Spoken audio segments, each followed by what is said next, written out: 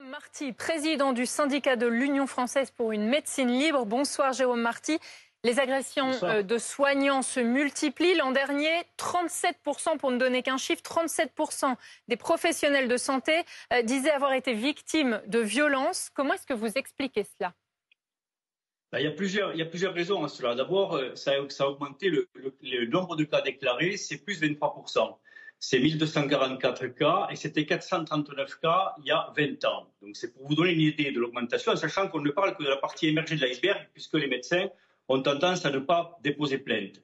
Ça s'explique pour plusieurs faits. D'abord, il y a le fait sociétal. Il y a la pénurie de médecins, les difficultés à trouver un médecin qui va rendre les gens plus énervés, des gens qui sont en fleur de peau et qui peuvent amener cela. Il y a le consumérisme, le fameux gilet droit, ou le fait qu'on refuse qu'un médecin ne veuille pas vous faire votre arrêt de travail, on refuse le fait qu'il ne veuille pas vous prescrire tel ou tel examen. Il y a la période Covid, avec les discours haineux qui ont eu lieu, les discours anti-vax, les faux discours qui ont désigné les médecins comme coupables en quelque sorte. Il y a une certaine responsabilité des politiques, il faut bien le dire, qui font des médecins des boucs émissaires, qui les rendent responsables des déserts, qui les rendent responsables de la hausse des dépenses, qui les rendent responsables de toutes les difficultés que rencontrent les médecins, les Français face au secteur sanitaire. Tout ça finit par faire tomber cette sacralisation qui existait avant, qui était celle de la blouse blanche. Et on en arrive aux extrémités qu'on voit aujourd'hui où on agresse un médecin. Jérôme Marty, est-ce que vous avez peur que ce genre d'agression, ce genre de moments compliqués à vivre pour les médecins, notamment depuis la crise Covid, crée une crise de vocation ?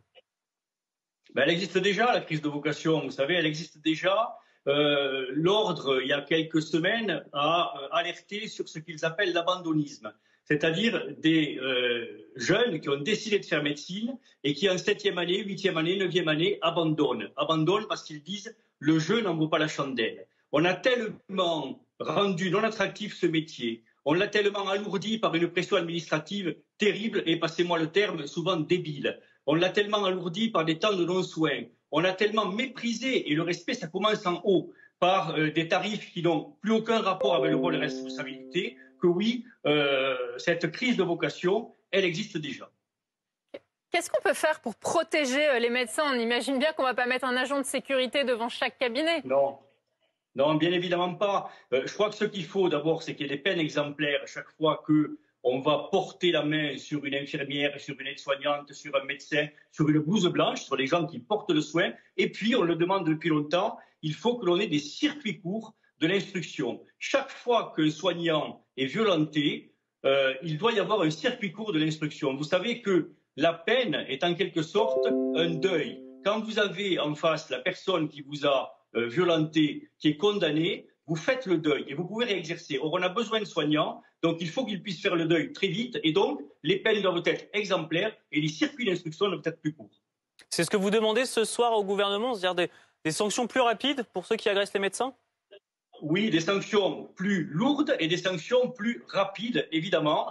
Encore une fois, un circuit d'instruction beaucoup plus rapide. Il n'est pas admissible qu'un soignant qui a été agressé attende parfois 1 an, 2 ans, que sa plainte soit instruite et porte fruit en quelque sorte en allant pénaliser la personne qui l'a agressé.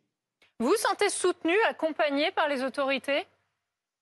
Non, très franchement non. Très franchement non. On ne l'a pas été pendant la Covid, vous le savez. On a eu des tas et des tas de menaces de mort. On a des médecins qui ont subi des violences. On n'a jamais eu le moindre soutien. Alors, quand des politiques se sont fait agresser pour les mêmes faits, ils ont eu du soutien et c'est normal, c'est la corporation politique, mais il n'est pas normal qu'on n'ait pas cherché à protéger, à soutenir les médecins et on a laissé comme ça les choses se dégrader progressivement. Alors aujourd'hui, c'est plus la problématique Covid, mais on voit bien qu'aujourd'hui, on a une société qui devient de plus en plus violente, de plus en plus barbare et c'est barbare que de s'attaquer à un médecin, à une blouse blanche, à quelqu'un qui porte le soin et il faut vraiment que à la fois le ministre de la Justice, le ministre de l'Intérieur, le ministre de la Santé se saisissent pleinement de cet état de fait.